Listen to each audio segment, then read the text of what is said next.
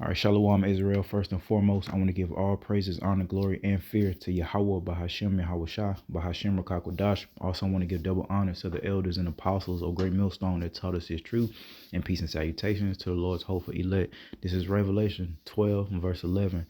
And they overcame him by the blood of the Lamb and by the word of their testimony, and they loved not their lives unto death. And that's the whole point of this quick epistle, being that the Lord's hopeful elect are not going to love their lives unto death.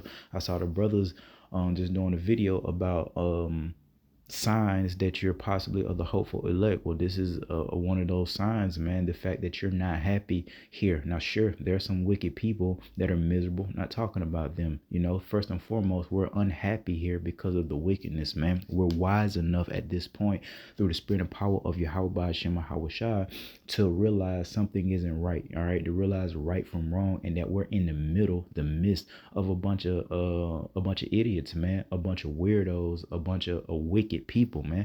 All right, that causes us not to love our lives. I look at myself personally. Hey, I don't like the way I look, man. Any imperfection that I have, you know, there's no need to get specific. Any imperfection that I see within myself causes me to not love my life unto death. I don't like not having a decent help me. All right, I don't like the dynamic that is my so-called family. I don't like not having enough money to do what I want to do when I want to do it. All these things are, if we were in our kingdom, it wouldn't be an issue. Since we're not in our kingdom, guess what? I hate it here. I hate my life, man. There's nothing to be prideful about, and there's nothing to be celebrating right now. Unlike our people, seems like they just want to dance and celebrate like they've won some championship, man. All right, but we haven't made it yet, but we do have something to look forward to. But in the meantime, man, this is a sign that you could be, you know, a part of just one. All right, but a sign that you could be a part of the Lord's hopeful elect. The fact that you love not your life until the point of death, man, until it's over with, until the Lord delivers out of this hell. We're constantly going to be complaining, and that's why the Lord told us to, you know, give them no rest, man. All right. uh and that's what we're doing by making these videos, going out on the highways and byways, praying, fasting, you know, being brotherly, being sisterly. All these things we do collectively in hopes, in high hopes, that the Lord is going to do something, that He's going to hear our prayers and actually do what He said He was going to do and get us out of here, man. Start this great tribulation, because we're all exhausted, man, even down to the youngest brothers, man. You know, from the chemicals they're putting in the food, man, the shit they're spraying in the air. Just the scriptures teach us the enemy will wear out the saints, man, and that's how we're getting worn out, man. And especially we're going to be worn out by the time they start this persecution with all the lies and how they're going to drag this shit out, man, trying to persecute us and all that, man. So hey, this is not our rest. We got to get out of here. And hey, we don't love our lives unto death, man. Let's go to the book of Luke. There's nothing, you know, to really enjoy. Even these places that they call so-called exotic, the people in Babylon the Great love to travel, especially our people, and say they're visiting exotic places. Like, you know, they go to a place like Paris or somewhere on the beach, you know, especially so-called black people. They ain't going nowhere cold, the majority of them. They're gonna go to the beach, especially even or girl trips. You going somewhere where some water at, you know. But are they really? Is it really exotic? Is it really paradise? Or is it just as filthy as Babylon the Great, so-called United States, man? Paris stinks, you know what I mean? All these places. It's just like how people that aren't, you know, from here, the United States, have never been here, and they have heard about the American dream and how beautiful America is, and, you know, the land of opportunity, this and that. And when they get to, you know, California, they see all the homelessness. When they get to Atlanta, they see, you know, they can still smell the crack from the 80s and liable to get robbed, man. You know, New York, they see all the rats, you know, and how filthy New York is, man. But here the enemy paints a dream, a facade, you know, a lie to people. It's the same thing anywhere else on the earth. This whole place is polluted. Don't get it twisted. Just because Babylon the Great is leading the way in their wickedness, everybody else is just as effed up as Babylon the Great is, man. Sure, they don't tolerate some type of behavior that's allowed here, especially like when it comes to the woman being out of order. That type of shit don't go on in a lot of places throughout the earth. But are they fearing Yahweh Shema Shai? Are they teaching the law, statutes, and commandments? Absolutely not. So they're just as lost and as wicked as anybody else, man. All right. Again, these are things that we see which lead us to not really enjoying this place, man. All right.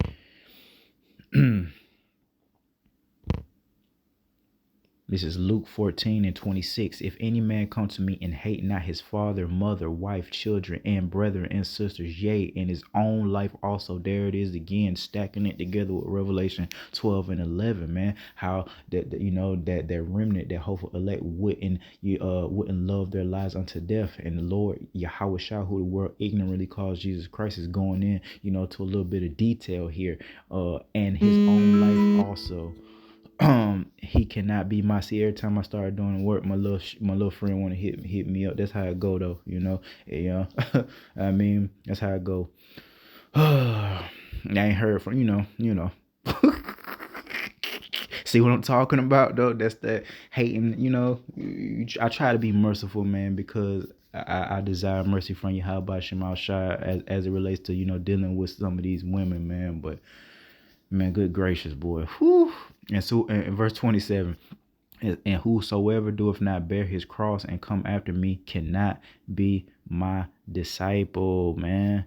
You know what I mean? Verse 33, so likewise, whosoever he be of you that forsake not all that he hath, he cannot be my disciple. There it is. This is the prerequisite of ruling, reigning, being pardoned by Yahweh Bahashem and Yahweh Shai, man. It's not to be comfortable here, not to feel like you're at home, man. That's the whole point, because this is not our rest. We try to teach our people through the Spirit this on a daily basis. This is not your rest. This is not your rest, man. This is not home, man. All right, we're still slaves. We're still captives to this very day. And if you're comfortable here, the hell with you, man. All right, you should burn up with this place, man. Stay right here, man. A lot of our women gonna burn up right here. You stay your ass right here, because we're trying to get out of here, because we're wise enough to know this ain't it. Hate this place. Hate my life. Again, just starting with how I look, man. I ain't perfect. I'm humble enough to say that, man. I don't like the way I look. I don't think I'm like a hideous brother. The Lord cursed me to the point where I'm hideous or nothing, but there's a lot of things, man, and as we age, shit just declines, man. Eventually your teeth will fall the fuck out your mouth and you have to get dentures if you can even afford those. You're gonna lose your eyesight, lose your hair. This is terrible. This is horrible. We gotta get out of here. Who wants to pretend like this is it? Oh yeah, the woman and the child.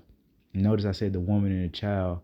And that will go for men that act like women and children, which is a lot of the men of our nation. Esau Edom, he's compromised. He rather give his glory to a woman as well. That's why he let the woman just do whatever she want to do here in Babylon the Great. He's compromised. His kingdom is on the down slope. A bunch of old people, decrepit people out there that they put in the forefront, to rule. The scriptures talk about, when one of our brothers saw Yahweh Shah, crowning his brothers, the Lord looked like a young man. You see what I'm saying? That's that power. That's that, infinite power, man. All right. And that youth, that everlasting life, man. Unlike these bodies that's subject to going off, subject to death, destruction, decay, stench, bacteria, all these things, man. How could you be puffed up? We got to get out of here. This is not our rest, man. That's all we're trying to teach our people through the Spirit. I repent, come back to Yahweh Bahashem and Yahweh Shai, man, because it's almost go time, Lord willing. And we try to do these things, more and more as it gets closer and closer, man, because we really want to go get the hell out of here, man. So we got to give diligence to make our calling and election sure. First and foremost, to myself, I figure at this point, man, we got to really just go overboard with serving the Lord, man. And from the time we wake up, we got to be praying, fasting, teaching, rebuking, so we can go ahead and the Lord will be pleased with us and we can get to the next phase of this, because this ain't it. It's boring. I know my brothers is tired of working. Ain't nobody trying to work no more, man. Let's just keep it real. It's not the Lord don't put a spirit upon us, man. There ain't nobody trying to work. Everybody that do is a liar, ain't nobody. I know I ain't. Trying to work that shit over with, man. So we might as well like go ahead and get to the chaos, man, because ain't nobody trying to be up on no plantation just to do it all over again the next month. Have enough money just to pay your bills, man, and can't do nothing else. But somehow, some way, everybody that's wicked seem like they got enough money to do whatever the hell they want, buying jewelry, buying expensive clothes, taking all these trips, while everybody else just lives paycheck to paycheck, man. This is 2 Timothy 2 and verse 12.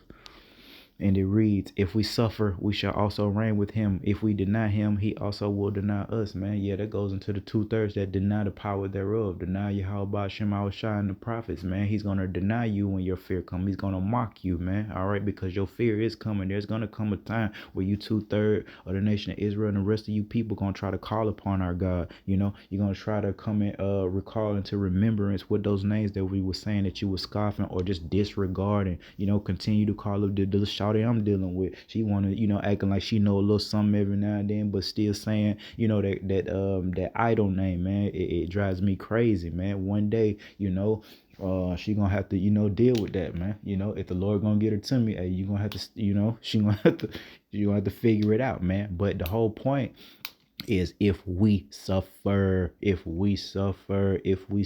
So yes, suffering is a part of this, man. Just Lord willing, Yahweh Shem Shai don't put nothing upon you, and he said he wouldn't, that you can't handle, man. So whatever it is, we should be able to handle it. It's going to get intense, but that's why we have the toolkit: prayer, fasting, all right, studying to show yourself approved, knowing what's going on, man, and really hearkening onto the words in this Bible, man. And Lord willing, we'll be just fine, man. All right. Again, if we suffer, we shall also reign with him, man. So it's about suffering and about hating this life. Yes, absolutely, man. Who the hell said the Lord said he didn't even come to send peace but a sword, man? Nobody told you dumbass Israelites that this was party time, that we were sent here to celebrate and have fun and enjoy life. You ought to be thankful that you have what you have now, man. The little bit, or some people got a lot, man. But whatever, just be thankful, because it could be so much worse. We could, the Lord could have had us, hanging in trees this very day, getting, beat with whips and chains and shit like that. Now, don't get it twisted. They still do that in a certain, a certain way that isn't like just blatant, but we're still in captivity. They still got us oppressed. And we need to be liberated, man, by Yahweh Shem Shai. Lord willing, the Lord is pleased, satisfied with our suffering, and we can get to the next phase of this. But other than that, man, we just gotta be patient until then, man. But again, that is something good. If you don't like your life, if you don't like how you look, if you feel like you need more, then that's what Yahweh Shai is for. That's what Yahweh Shai has promised us. Everybody else got their reward. You see, everybody that's balling out, they got their nice bodies, they got their fake ass teeth, they got their reward. You think, let you tell it, Eve, you look perfect. What can we give to you?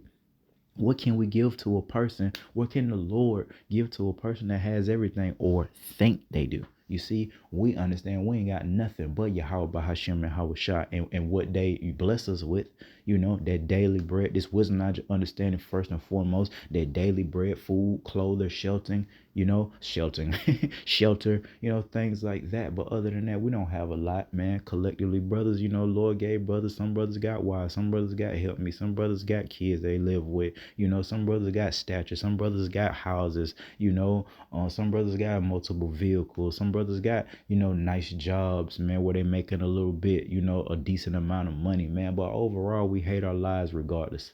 Why? Because we're wise enough to understand this is not our rest. All right. So with that, I want to give all praises, honor, glory, and fear to Yahweh, Bahashem, and Hawashah. Till next time, Shalom.